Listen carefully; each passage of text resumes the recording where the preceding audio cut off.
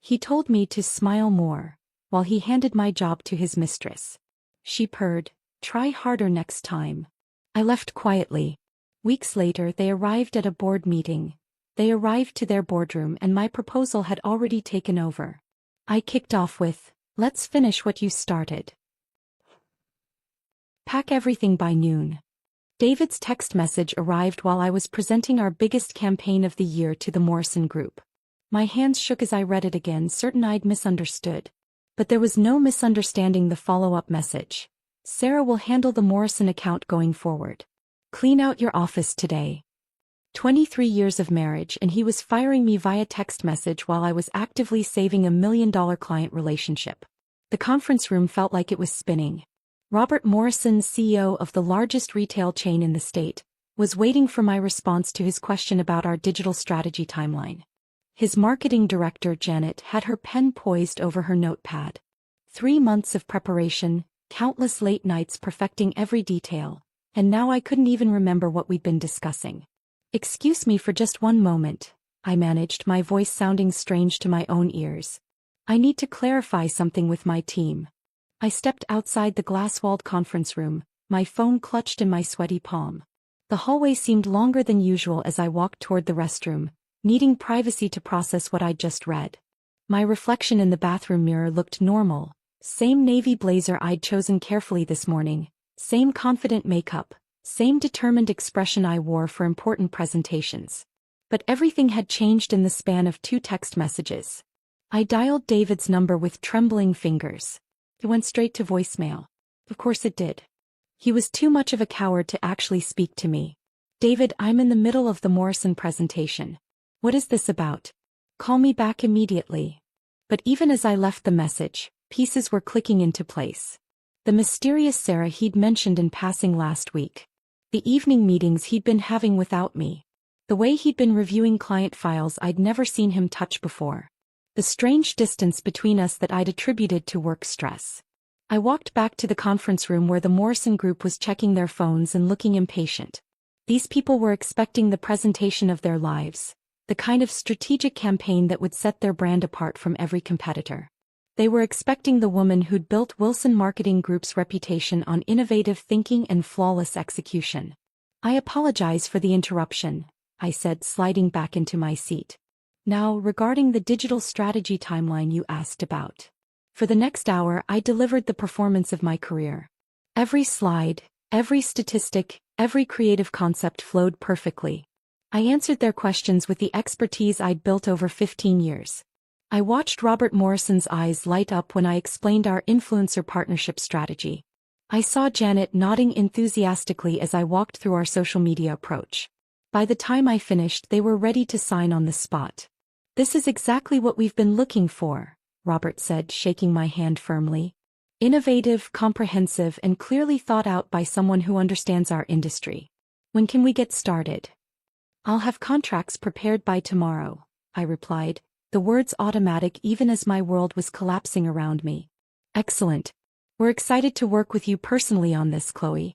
Your reputation in this industry is exactly why we chose your firm." They left the conference room energized and satisfied, probably already planning how to implement the strategies I'd presented. Meanwhile, I sat alone at the table staring at the presentation slides that represented months of my life. Slides that Sarah, whoever she was, would now present as her own work. I gathered my materials slowly, each movement deliberate. The leather portfolio that had been my constant companion for client meetings. The notes I'd handwritten during our initial Morrison Group discovery sessions. The creative concepts I'd sketched during countless brainstorming sessions. All of it would apparently be handed over to someone else by noon. The walk back to my office felt like a death march. Jenny, my assistant for 8 years, was already at my desk with empty boxes. Her eyes were red and she couldn't look directly at me. "I'm so sorry, Mrs. Wilson," she whispered. "I was told to start packing. I don't understand what's happening." Neither did I, but I was beginning to get a clearer picture. Jenny had worked for me exclusively since we hired her fresh out of college. She'd learned the business under my guidance, knew my systems, understood my way of working with clients. If David was having her pack my office, this wasn't a temporary situation. "It's okay, Jenny. I know this isn't your choice. My office looked strange with boxes scattered around. The awards on the wall, most of them bearing my name for campaigns I'd developed personally. The client thank you letters that praised my strategic thinking. The photos from company events where I stood next to David, both of us smiling with the confidence of successful business partners.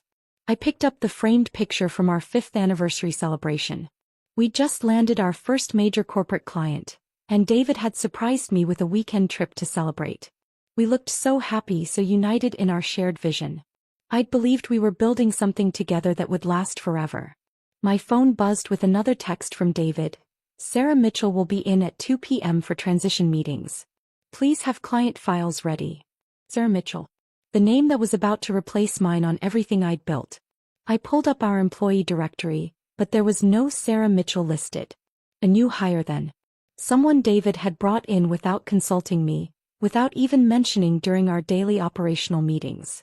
I started pulling files from my cabinet, each folder representing relationships I'd cultivated over years. The Henderson Group, where I'd personally saved their product launch after their previous agency failed them. Riverside Shopping Center, whose marketing budget I'd tripled through strategic campaigns that actually worked. The Morrison Group, whose contracts were probably still warm from the printer. Mrs. Wilson? Jenny appeared in my doorway holding a small ceramic mug. I wasn't sure if you wanted this packed or if it should stay. It was the coffee mug Lisa had made me in 3rd grade, painted in uneven purple strokes with "World's Best Mom" written in a child's handwriting. I kept it on my desk for over a decade, a reminder of what really mattered even during the most stressful client emergencies. Pack it, I said quietly. Pack everything. As Jenny carefully wrapped the mug in tissue paper, I realized David wasn't just firing me from the company. He was erasing me from the life we'd built together. Every professional relationship, every client connection, every strategic innovation I'd contributed, all of it was being transferred to someone whose name I'd never heard before this morning. But as I watched my professional life disappear into cardboard boxes, something else was growing inside me. Something that felt cold and calculating and absolutely determined. David might think he could dispose of me like an outdated business plan, but he was about to learn that 15 years of strategic thinking had taught me a few things about warfare. The woman who'd just landed the Morrison Group account in the presentation of her career wasn't going to disappear quietly. She was going to make sure David regretted the day he decided to underestimate her. By noon, my office was empty except for the boxes Jenny had stacked by the door. But my real work was just beginning. The house felt different when I walked through the front door that afternoon. Everything looked the same, the cream-colored walls David and I had painted together 5 years ago, the family photos lining the hallway, the comfortable furniture we'd carefully chosen for our life together. But knowing what I knew now, it all felt like a stage set for a play I'd never auditioned for. I set my boxes down in the living room and listened to the silence. David wouldn't be home for hours. He texted during my drive home to say he was handling the transition with the new team member. The new team member who was apparently taking over my career while I was expected to quietly disappear. Maria's car was in the driveway next door, which meant she was cleaning the Hendersons' house today. Perfect timing. Maria Gonzalez had been our cleaning lady for 10 years, coming every Tuesday and Friday without fail. She'd seen our marriage through its best and worst moments, had quietly cleaned around our arguments and celebrated our successes with genuine warmth. I knocked on the Hendersons' back door, knowing Maria would be finishing up their kitchen around this time. She opened the door with a smile that immediately shifted to concern when she saw my expression. "Mrs. Chloe? What are you doing home so early?" "I need to talk to you, Maria. It's important." She glanced back into the Hendersons' kitchen, then stepped outside and closed the door behind her. At 62, Maria had raised 6 children and managed more household dramas than most therapists. Nothing surprised her anymore, but the way she studied my face told me she sensed something serious was coming. "Is everything okay with Mr. David?" The question was loaded with more meaning than she probably realized. "That's what I need to find out. Have you noticed anything unusual at our house lately? Anything that seemed strange?" Maria's weathered hands twisted the cleaning rag she was holding. "Mrs. Chloe, I don't like to talk about what I see in people's homes. I know, and I've always respected that about you. But I think my husband is lying to me about some things and I need to know the truth." She was quiet for a long moment, weighing her loyalty to both of us against whatever she'd witnessed. Finally, she sighed deeply. There have been phone calls. When you're away on business trips. He thinks I can't hear because I'm vacuuming, but the walls are thin upstairs. What kind of phone calls? Soft talking. The way men talk when they don't want their wives to hear. She looked uncomfortable but continued. And there was a woman who came to the house twice when you were visiting your sister in Portland. Young blonde hair. She didn't stay long, but she knew where everything was in the kitchen. My heart was pounding, but I kept my voice steady. When was this? First time was maybe 4 months ago. Second time was last month, the day before you came home from Portland. 4 months ago, David had started his sudden interest in networking events. I wasn't invited to attend. Last month he'd been unusually affectionate when I returned from visiting my sister, bringing me flowers and suggesting we go out for an expensive dinner. Guilt gifts, I realized now. Did you see anything else? Anything that seemed out of place? Maria hesitated, then reached into her apron pocket. I found this in Mr. David's office trash can about 3 months ago. I was going to throw it away, but something told me to keep it. She handed me a small silver earring, modern and expensive looking. Nothing I would have chosen for myself. It was the kind of jewelry a younger woman might wear to look sophisticated for an older man. I thought maybe it belonged to a client who had a meeting there, Maria continued. But clients don't usually go upstairs to his office. No, they didn't. David always met clients at our business office or at restaurants. His home office was his private space, where he worked on confidential projects and made sensitive calls. The fact that this earring was there meant someone had been very comfortable in our house, comfortable enough to go upstairs, comfortable enough to get close enough to David that jewelry could fall out. Thank you for keeping this, I said, slipping the earring into my pocket. And Maria? This conversation stays between us. Of course, Mrs. Chloe. But be careful. When men start lying about small things, they're usually lying about big things too. Her words followed me back to my house, where I went straight to David's home office. He'd always been careless with passwords, using our anniversary date, October 15, 2015, for everything from his laptop to our shared credit cards. It used to be sweet, this romantic consistency. Now it was going to be his downfall. His laptop was still open on his desk, screensaver running. I moved the mouse and was prompted for a password. 1015. The screen unlocked immediately. His email inbox was a revelation. Messages from someone named Sarah Mitchell going back 8 months. At first they were professional, discussions about marketing strategies, industry trends, networking opportunities. But by month 3 the tone had shifted dramatically. Can't wait to see you tonight. The Plaza Hotel, room 412, just like we planned. David, I've been thinking about our conversation regarding the business restructure. I really think it's time to move forward with removing the obstacles we discussed. The obstacles we discussed. That was me. I was an obstacle to be removed. I scrolled through months of messages, my hands shaking as the full picture emerged. Sarah hadn't just happened into our lives. She'd been strategically positioned there, brought in specifically to push me out. David had been planning this for at least 6 months, maybe longer. The most recent emails were the most damaging. Hotel reservations made on company credit cards. Vacation plans for a trip to Napa Valley scheduled for next month. The same dates I'd been planning to visit my mother. Restaurant reservations at places I'd never been to, charged to our business account as client entertainment. But it was the email thread titled Chloe Transition Timeline that made my blood run cold. They'd been planning every detail of my removal. The Morrison Group presentation had been my test. If I succeeded, they'd take credit for my work. If I failed, they'd use it as justification for replacing me. I printed everything, the laser printer in David's office working overtime as months of evidence spilled out page by page. Love letters, financial records, strategic plans for taking over my clients, even discussions about which employees would be retained under Sarah's leadership. My phone rang while I was organizing the printouts. Jennifer Walsh's name appeared on the screen. Chloe? I heard what happened today. Are you okay? Jennifer had been our accountant for 3 years before quitting suddenly last spring. She'd given 2 weeks' notice and cited creative differences with management as her reason for leaving. At the time, I'd been hurt that she hadn't felt comfortable talking to me about whatever was bothering her. I'm processing it all, I said carefully. But I have some questions about your time with the company if you're willing to talk. Can we meet somewhere? I'd rather not discuss this over the phone.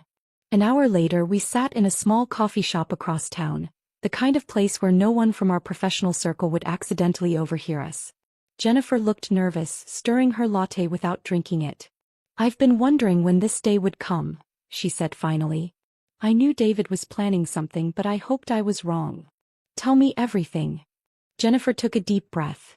"About 8 months before I quit, David started asking me to handle certain expenses differently. Private charges that he wanted coded as business expenses. When I questioned the ethics of it, he got angry and told me it wasn't my job to judge how he spent company money."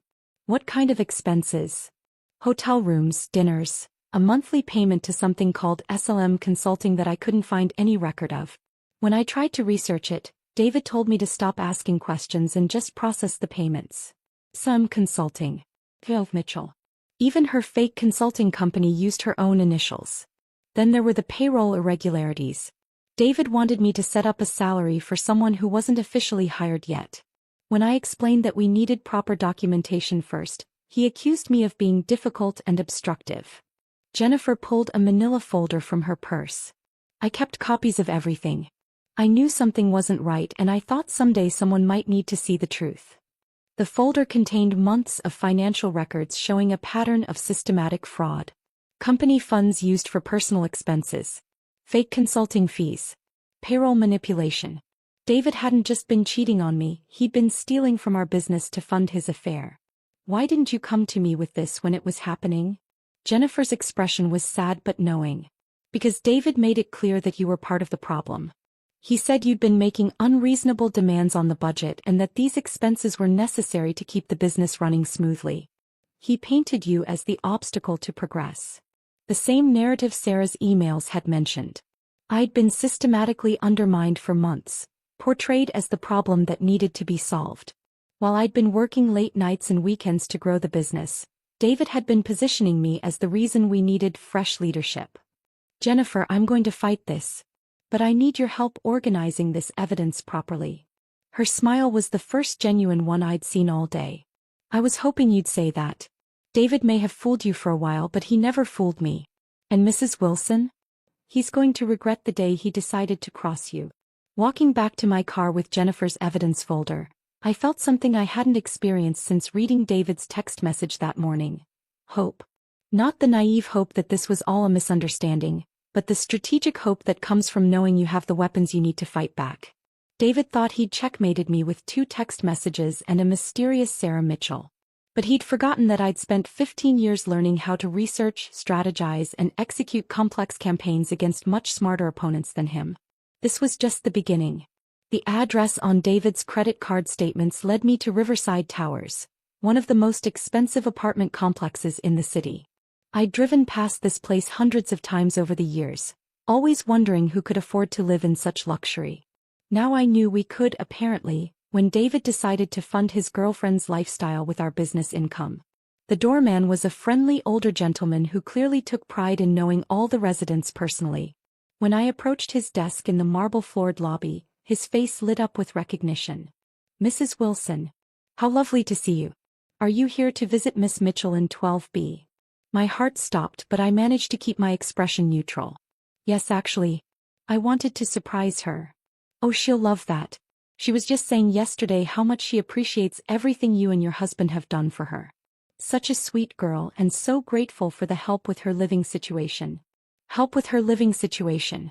David had apparently positioned himself as some kind of generous benefactor, helping a struggling young professional get on her feet. The doorman continued chatting as he called up to the apartment. "Miss Mitchell? Mrs. Wilson is here to see you." "Oh, she's not answering. He might be out shopping. She mentioned something about picking up groceries earlier." "That's fine," I said, forcing a smile. "I'll just wait in the lobby for a few minutes if that's okay." While I sat in one of the plush leather chairs, pretending to check my phone, I struck up a conversation with the doorman. His name was Frank and he'd worked at Riverside Towers for 12 years. He knew everyone's routines, their visitors, their habits. "Miss Mitchell is such a considerate tenant," Frank continued unprompted. "Always asks about my grandchildren, never causes any trouble.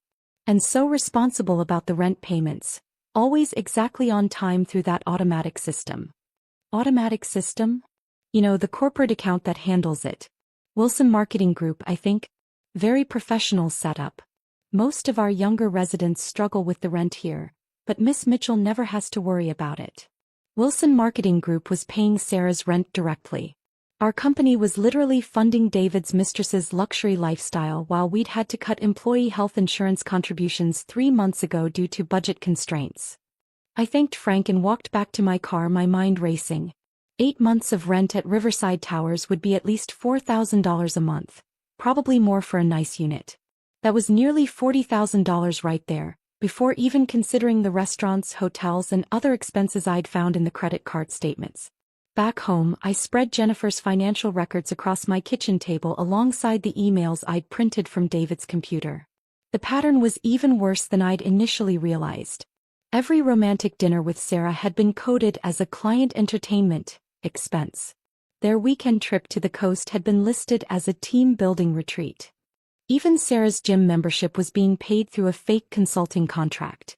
"This is systematic fraud," Jennifer said when I called to update her on what I'd discovered.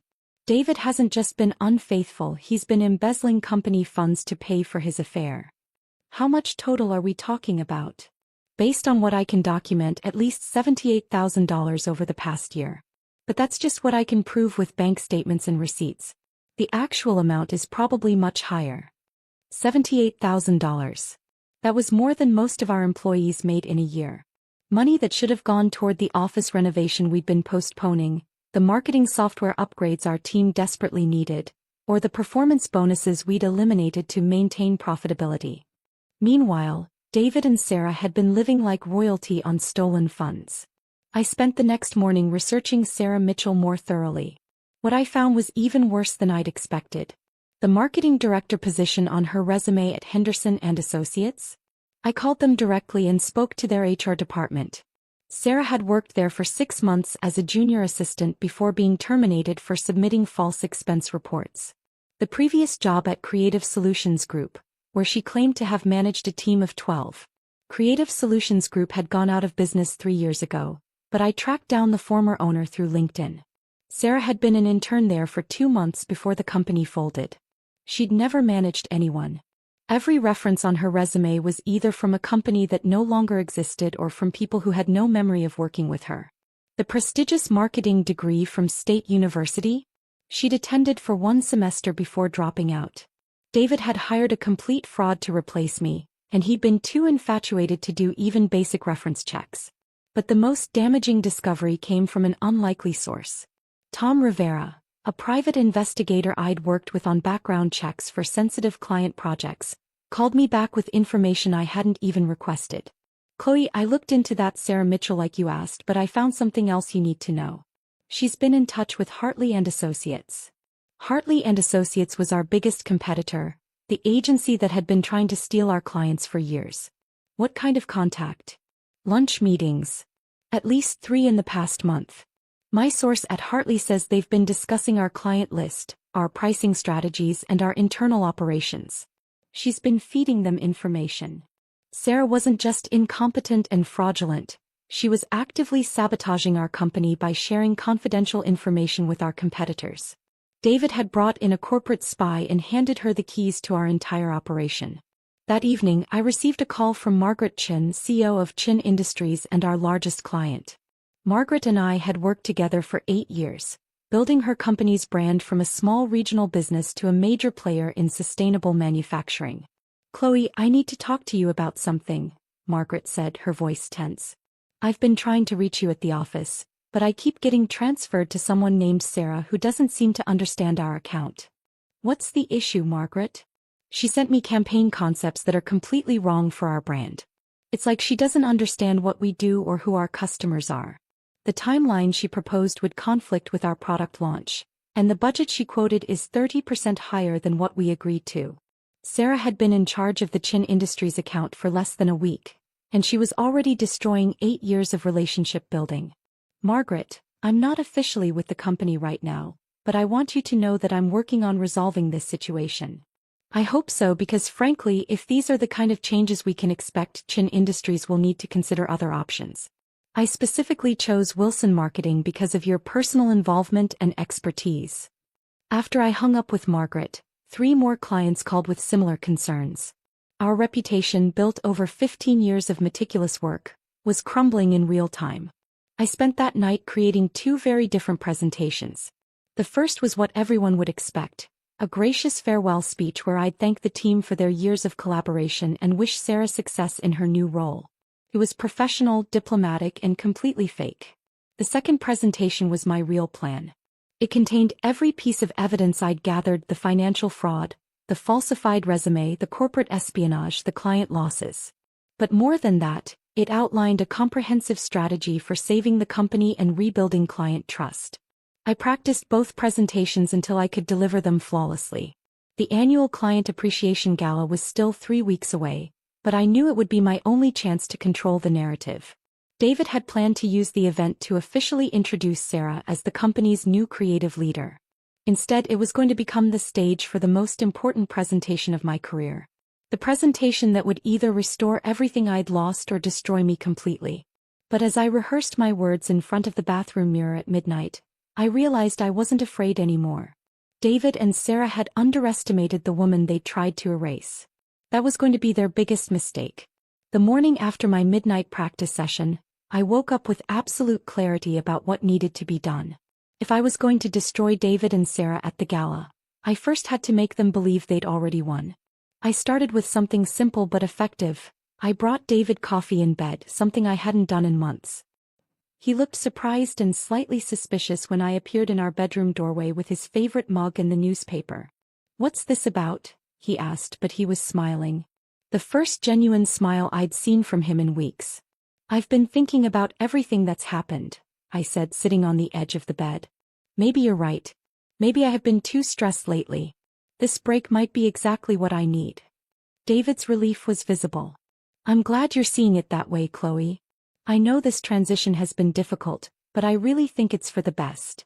Over the next week, I perfected the role of the graciously defeated wife.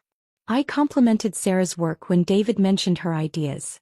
I offered to help coordinate details for the gala, insisting that I wanted the event to be perfect for the company's new direction.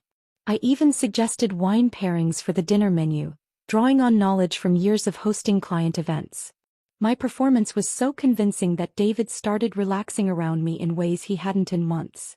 He began sharing details about his plans, apparently forgetting that I might have opinions about being completely erased from the business we'd built together. "Sarah has some incredible ideas for expanding our digital services," he said over dinner one evening. "She thinks we could double our revenue within 2 years. "That sounds ambitious," I replied, refilling his wine glass. "Does she have experience with growth strategies of that scale?" "She worked on some major campaigns at her previous jobs. Really impressive results." I nodded thoughtfully, as if I was impressed rather than knowing that Sarah's major campaigns were complete fiction. "She seems very confident. I'm sure she'll do well." The week before the gala, David dropped the bombshell I'd been expecting. "I'm thinking of making an announcement at the event," he said, adjusting his tie in our bedroom mirror. "Something personal." "Oh, what kind of announcement?" He turned to face me, and for a moment I saw the man I'd fallen in love with 23 years ago. Nervous but excited, like when he'd first told me his idea for starting a marketing company. "Sarah and I are getting engaged. I wanted to tell you first before anyone else finds out." I let just the right amount of hurt flash across my face before composing myself. "That's quite a surprise. Are you sure you're ready for that kind of commitment again?" "I've never been more sure of anything, Chloe. Sarah makes me feel young again, like anything is possible." "Then I'm happy for you," I said, and I almost meant it. His engagement announcement would make my revelation even more devastating. "Will you be announcing it at the gala?" "Right after I officially introduce her as the company's permanent creative director." It seemed like the perfect moment. Perfect indeed. David had just handed me the ideal setup for destroying both his professional and personal life simultaneously. That afternoon, I met Patricia Hawkins for lunch at her favorite restaurant downtown. Patricia had been our first major investor, putting her trust and money behind David and me when we were still working out of our garage. At 72, she was still sharp as a blade and had no patience for dishonesty in business. "I've been hearing some concerning things about the company," I said after we'd ordered.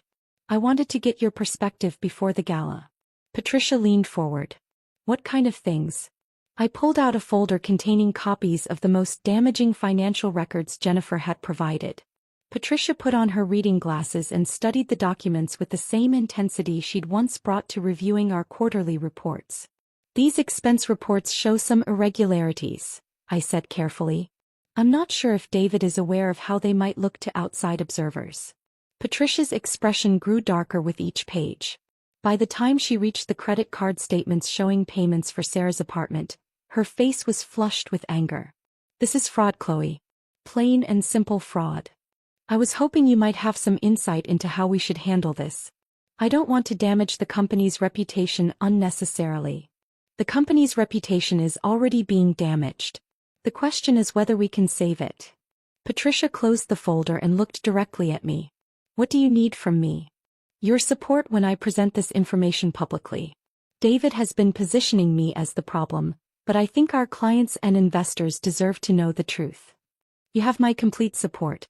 Thomas and Richard will feel the same way once they see this evidence. Over the next 3 days I had similar conversations with our other board members. Thomas Burke, who'd invested in us 5 years ago, was ready to call for David's immediate removal. Richard Santos, our newest board member, was concerned about the legal implications of the financial irregularities. We need to act quickly, Thomas said during our private meeting. If word gets out about this fraud before we can control the narrative, it could destroy the company entirely. That's exactly why I think the gala is the perfect venue, I replied. All our clients will be there along with key people in the industry. If we're transparent about what happened and present a clear plan for moving forward, we can actually strengthen client confidence. Meanwhile, I was rebuilding relationships with our employees through small gestures that seemed insignificant but carried deep meaning. I brought morning coffee for the design team, remembering exactly how each person liked it. I stopped by the accounting department to check on Jenny, who'd been struggling with the increased workload since my departure. I miss having you here, Jenny confided during one of these visits. Things have been really chaotic since you left. How so? Sarah doesn't understand our systems. She keeps asking for reports that don't exist and getting frustrated when we can't provide them immediately. Yesterday she wanted a breakdown of client profitability that would have taken me 3 days to compile, and she needed it in 2 hours. Similar stories emerged from other departments. The creative team was redoing campaigns multiple times because Sarah couldn't articulate what she wanted. The client services team was fielding complaints about missed deadlines and poor communication. Is there anything you can do to help? Our lead designer Marcus asked quietly. We're all worried about where this is heading. I'm working on something, I said. Just hang tight a little longer. The excitement in Marcus's eyes told me that our team would be ready to rally behind new leadership when the time came. They'd been waiting for someone to acknowledge what they were experiencing and offer a solution. 3 nights before the gala, I made one final sweep of David's home office while he was out at dinner with Sarah. What I found in a locked desk drawer made my hands shake so violently I almost dropped the papers. Loan applications. Multiple loan applications, all using our house as collateral, all bearing what appeared to be my signature but weren't actually signed by me. David had been forging my name on financial documents, putting our home at risk to fund his lifestyle with Sarah. The amounts were staggering, over $200,000 in secured loans against our house, money that had disappeared into their luxury apartment, expensive restaurants and weekend getaways. If these loans went into default, we'd lose everything we'd worked for over 23 years of marriage. This wasn't just about betrayal anymore. David had literally gambled our entire future on his relationship with a woman who was actively sabotaging our business. The night before the gala, I laid out my evidence one final time, organizing it into the most compelling presentation of my career. Financial records, email printouts, client testimonials, loan documents with forged signatures, everything arranged to tell the complete story of David and Sarah's deception. I called Lisa in California, needing to hear my daughter's voice before tomorrow changed everything. Mom, you sound different, she said. More like yourself again. Tomorrow is going to be an important day for the business, sweetheart. I wanted you to know that whatever happens, I've been fighting for everything we built. I'm proud of you, Mom. I always have been. After I hung up, I felt a calmness I hadn't experienced since that morning 3 weeks ago when David's text message had shattered my world. Tomorrow I would either reclaim my life or lose everything trying. But I wouldn't go down without the fight of my life. The truth was finally going to come out, and David's arrogance was about to become his complete destruction. The grand ballroom at the Riverside Hotel sparkled under crystal chandeliers, filled with the kind of elegant crowd that represented 15 years of careful relationship building. I stood near the entrance, greeting guests as they arrived, playing my role as the gracious hostess one final time.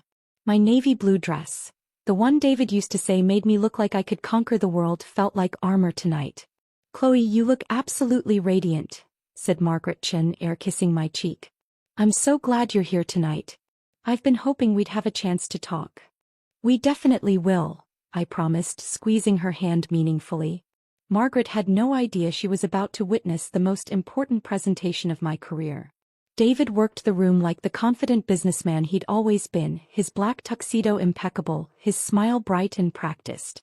He moved from group to group, shaking hands with clients and competitors alike, completely unaware that several of the people he was charming already knew the truth about his financial crimes. Thomas Burke caught my eye from across the room and gave me an almost imperceptible nod. The board members were in position, seated strategically throughout the ballroom.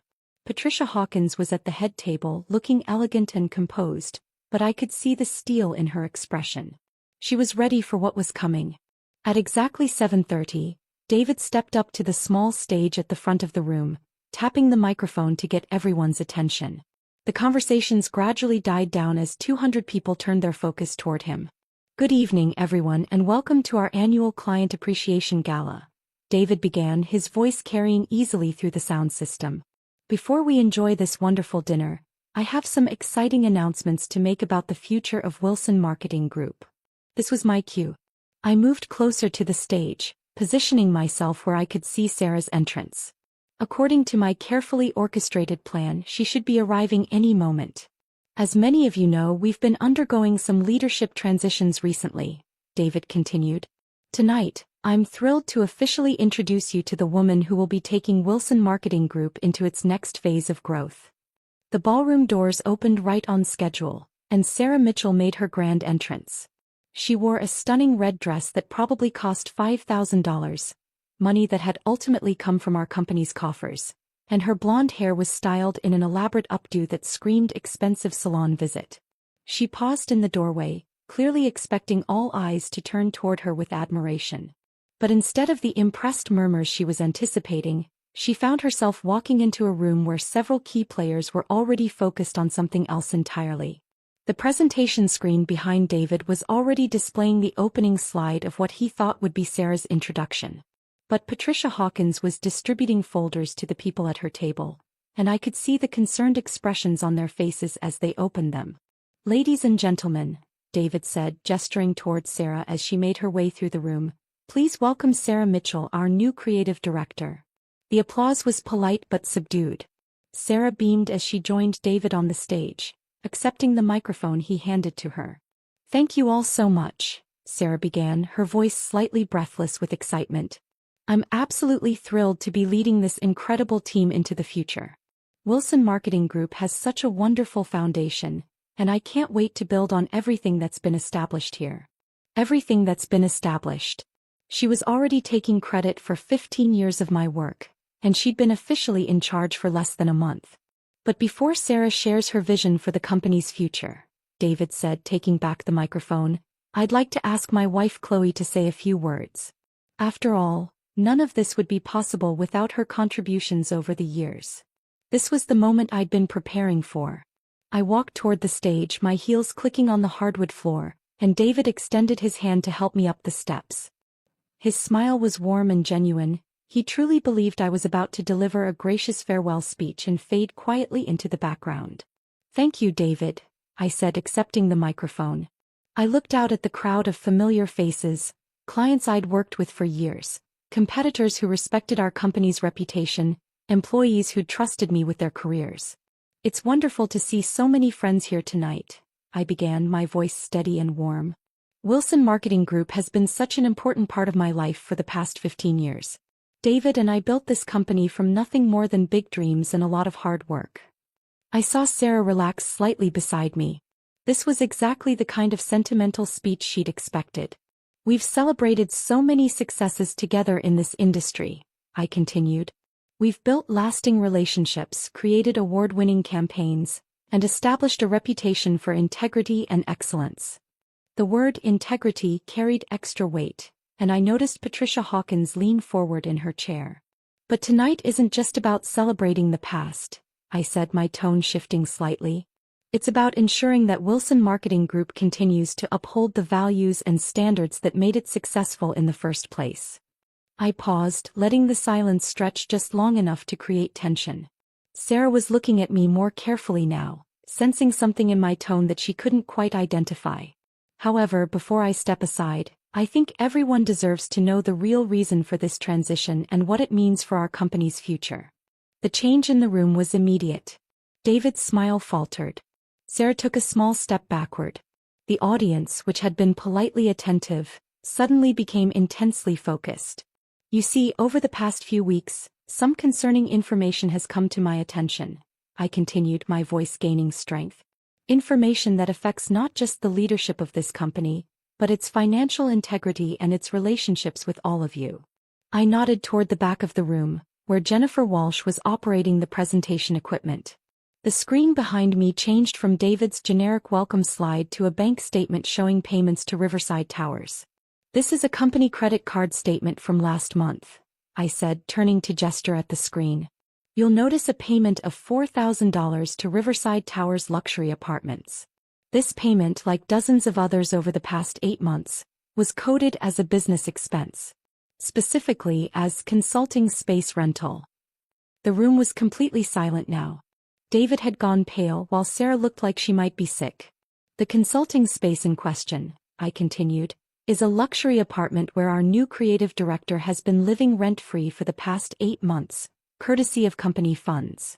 A murmur rippled through the audience.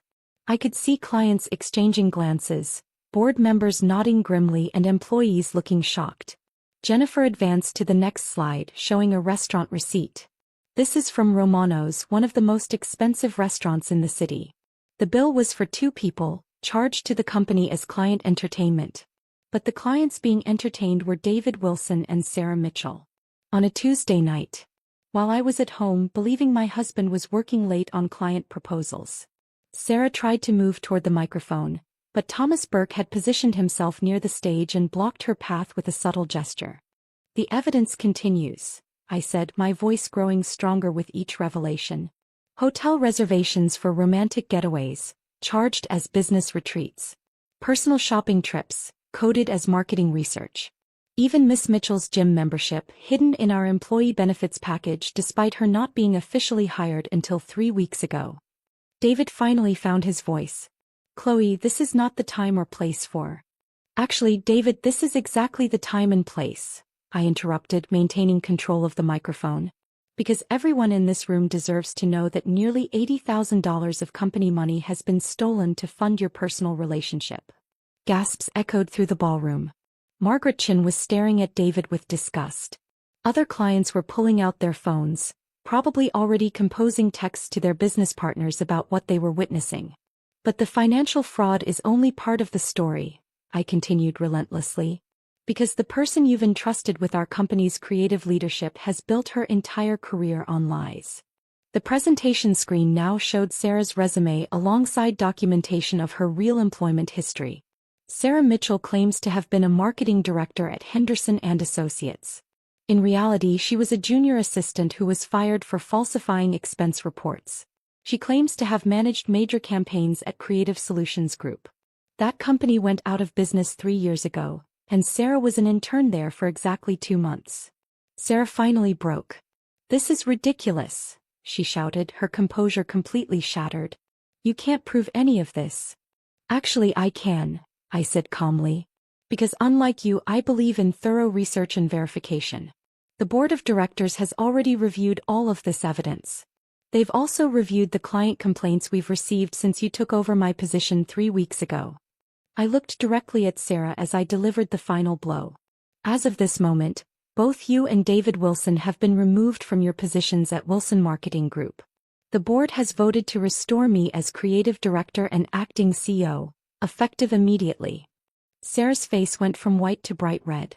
She looked around the room desperately as if searching for someone who might defend her, but found only hostile or disgusted expressions. Furthermore, I continued, several of our major clients have already agreed to continue their relationships with Wilson Marketing Group under new leadership. Margaret Chin of Chin Industries, Robert Morrison of the Morrison Group, and Patricia Hawkins of Hawkins Development have all confirmed their continued confidence in our company's ability to serve their needs. Sarah turned and ran. Not walked quickly, not made a dignified exit, she literally ran from the ballroom, pushing past guests and stumbling slightly in her expensive heels. The sound of the ballroom doors slamming behind her echoed through the stunned silence. David stood frozen on the stage beside me, his face a mask of shock and humiliation. 23 years of lies and betrayal had just caught up with him in front of every person who mattered in our professional world. The woman he'd tried to erase had just erased him instead. The silence that followed Sarah's dramatic exit stretched for what felt like an eternity. 200 faces stared at me, processing what they'd just witnessed. Then Margaret Chin started clapping. Slowly at first, then with increasing intensity. Patricia Hawkins joined her, then Thomas Burke, then others throughout the ballroom until the applause became thunderous. David finally moved, stepping down from the stage without a word and walking toward the exit. But unlike Sarah's panicked flight, his departure felt like a man accepting defeat. The guests parted to let him through, their expressions ranging from pity to disgust to satisfaction at seeing justice served. I remained at the podium, overwhelmed by the response. These weren't just polite congratulations. This was the business community expressing genuine support for what I'd done. "Ladies and gentlemen," I said, raising my hand to quiet the applause, "I know this evening hasn't unfolded as anyone expected. But I want you to know that Wilson Marketing Group's commitment to excellence and integrity remains unchanged. In fact, it's stronger than ever." The next morning my phone started ringing at 6 a.m. and didn't stop for 12 hours. Reporters wanted interviews about the Gala Showdown, as the local business journal was calling it.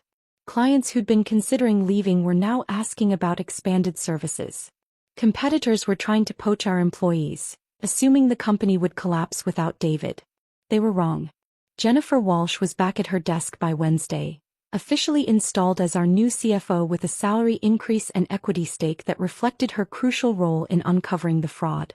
Her first act was implementing financial controls that would prevent anyone from ever again using company funds for personal expenses.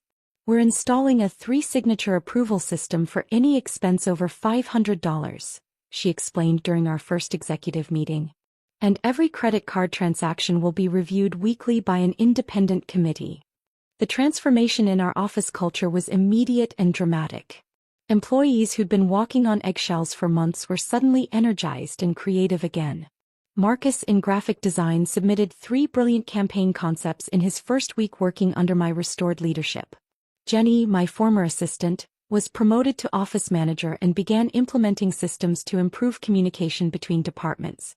"It's like someone turned the lights back on," Jenny told me during one of our morning check-ins. "People are actually excited to come to work again." But the personal aftermath was more complicated than the professional recovery. David hired Charles Rothman, the most expensive divorce attorney in the city, but his position was nearly impossible to defend. The financial records I'd gathered provided clear evidence of fraud, forgery, and breach of fiduciary duty.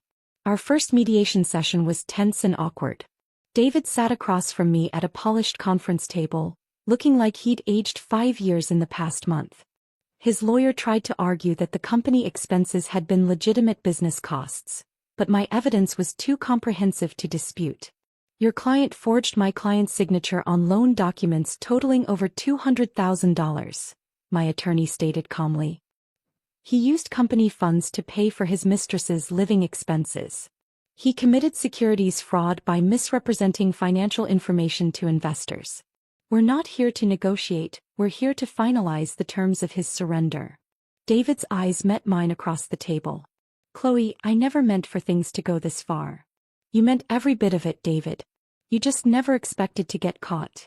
The divorce was finalized in 6 weeks. I kept our house, my full ownership stake in the company, and most of our joint assets. David faced potential criminal charges for the forged loan documents, though he eventually negotiated a plea deal that included full restitution and community service. Sarah, meanwhile, had vanished completely. Word through the industry grapevine was that she'd moved back to her hometown in Ohio, working at her family's small-town insurance office. The corporate espionage charges I could have pursued would have meant prison time, but I decided her professional destruction was punishment enough. The therapy sessions were harder than I'd expected. Dr. Rebecca Martinez didn't just help me process the betrayal. She helped me understand how I'd lost pieces of myself over the years of marriage and business partnership. You've been defining yourself through other people's needs for so long that you forgot what you actually wanted, she observed during one particularly difficult session. David's betrayal, awful as it was, gave you permission to remember who you are when you're not trying to keep everyone else happy. Lisa flew in from California the week after the gala, ostensibly to help with the divorce proceedings but really to make sure her mother was surviving the chaos. At 28, my daughter had inherited my strategic mind and David's charm, but she'd never seen me as anything other than the woman who held our family together. "Mom, I had no idea you were capable of something like that," she said over dinner at our kitchen table. "I mean, I knew you were smart and successful, but watching that video of your gala speech, you were like a different person. Stronger. More yourself, if that makes sense." Did make sense. The woman who'd delivered that presentation wasn't the accommodating wife who'd smoothed over David's mistakes for 23 years. She was the person I might have been all along if I hadn't been so focused on keeping the peace. "I'm proud of you," Lisa continued. "And honestly, I think this is the best thing that could have happened to our family. Dad needed consequences for his actions, and you needed to remember how powerful you are." 6 months after the gala, I was featured on the cover of Regional Business magazine under the headline "Phoenix Rising: How Chloe Wilson Turned Betrayal into Triumph." The article detailed not just my personal comeback but the company's remarkable growth under new leadership. Our revenue had increased by 40%. We'd landed 6 new major clients, including 2 Fortune 500 companies that specifically requested to work with me after hearing about the gala incident. Our employee satisfaction scores were at an all-time high, and we'd been named one of the region's best places to work by the Chamber of Commerce. Wilson Marketing Group's transformation under Chloe Wilson's leadership demonstrates that crisis can become opportunity when handled with integrity and strategic thinking, the article concluded. Her story is already inspiring other business leaders to examine their own practices and prioritize ethical leadership. The speaking engagement started soon after. Universities wanted me to address their business students about crisis management. Professional organizations invited me to speak about leadership and resilience. Young women entrepreneurs began reaching out for mentorship, inspired by my refusal to disappear quietly when powerful men tried to erase me. "The most important thing I learned," I told a packed auditorium at the State University, "is that your worth isn't determined by other people's treatment of you." David and Sarah thought they could dispose of me like outdated office equipment. But my value came from my skills, my relationships, and my integrity, things they could never take away no matter how hard they tried. A year after that devastating morning when David's text message had shattered my world, I stood in my renovated office looking at photos from our latest campaign success. The walls displayed new awards, thank you letters from satisfied clients, and a framed copy of the Executive of the Year recognition from the local business journal. Through my window I could see the parking lot where David and I used to park side by side every morning. His space was now occupied by Jennifer's practical sedan, a reminder that loyalty and competence matter more than charm and empty promises. I felt no anger anymore when I thought about David and Sarah. Anger required caring about their opinions, and I'd moved far beyond that. Instead, I felt something more powerful: gratitude. Their betrayal had forced me to discover strength I didn't know I possessed and to build something better than anything we'd ever had together. Sometimes the best revenge isn't destroying your enemies. It's becoming so successful that their efforts to hurt you seem insignificant in comparison.